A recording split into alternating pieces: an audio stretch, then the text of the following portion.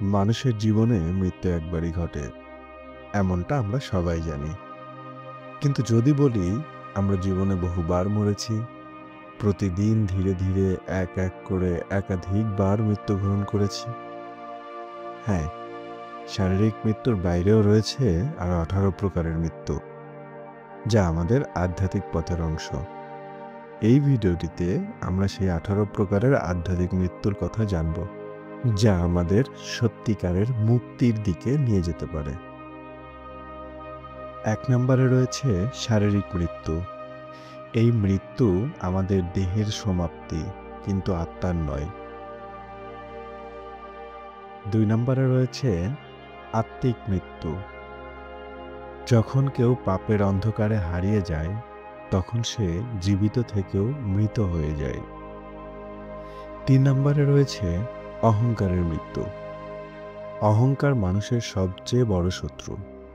যখন আমরা অহংকারের জাল ছিঁড়ে ফেলি, তখনই প্রকৃতি মুক্তি পাই। 4 নম্বরে রয়েছে কামনার মৃত্যু।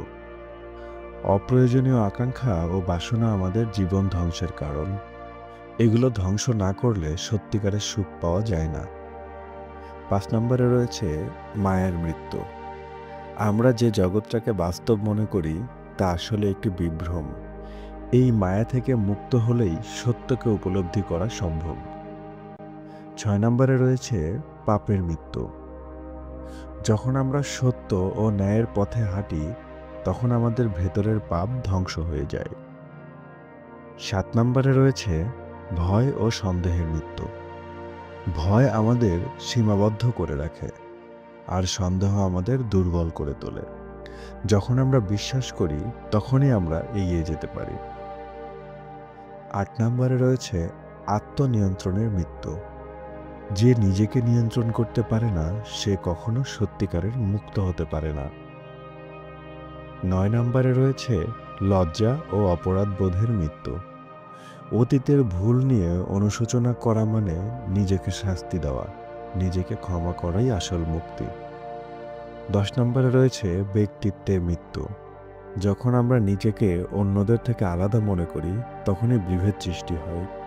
প্রকৃতপক্ষে আমরা সবাই এক মহাজাগতিক শক্তির অংশ। 11 নম্বরে রয়েছে ক্রোধের মৃত্যু। ক্রোধ আমাদের মনকে দগ্ধ করে, সম্পর্ক নষ্ট করে।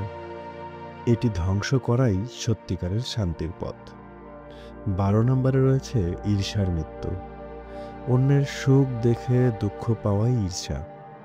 কিন্তু সুখ কখনো কারো সম্পত্তি নয়, এটি আমাদের দৃষ্টিভঙ্গির উপর নির্ভর করে। ভোগবিলাসিতার মৃত্যু। সম্পদ কখনো আমাদের সুখ দিতে পারে না, যদি আমরা এর দাস হয়ে যাই। 14 নম্বরে রয়েছে দুঃখের মৃত্যু। জীবনের সবকিছুই ক্ষণস্থায়ী, তাই দুঃখকে আঁকড়ে ধরা মানে নিজেকে কষ্ট দেওয়া। 15 নম্বরে আছে ব্যক্তিগত আসক্তির মৃত্যু। সবকিছু একদিন ফুরিয়ে যাবে, তাই অপ্রয়োজনীয় আসক্তি থেকে মুক্ত হওয়াই বুদ্ধিমানের কাজ।